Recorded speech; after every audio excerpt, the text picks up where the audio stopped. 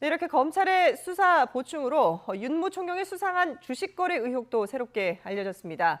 경찰은 이런 의혹을 미리 파악하고도 아무런 조치를 취하지 않은 것으로 드러났는데요.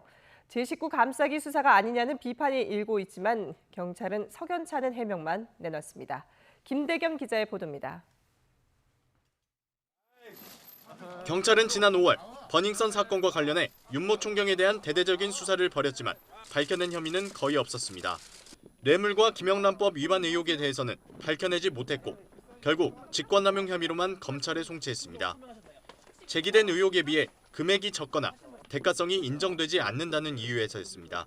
수사 결과 확인된 접대 금액이 청탁금지법에서 규정한 형사처벌 기준에 미치지 못하여 이 점에 대해서는 최종 불기소 의견으로 검찰에 송치할 예정입니다.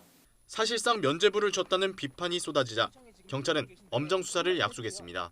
승리, 유모 씨에 대한 횡령 혐의 등에 대해 계속 수사 중인 사건이 있어 향후 언제든지 추가 단서가 포착되면 엄정하게 수사할 예정입니다.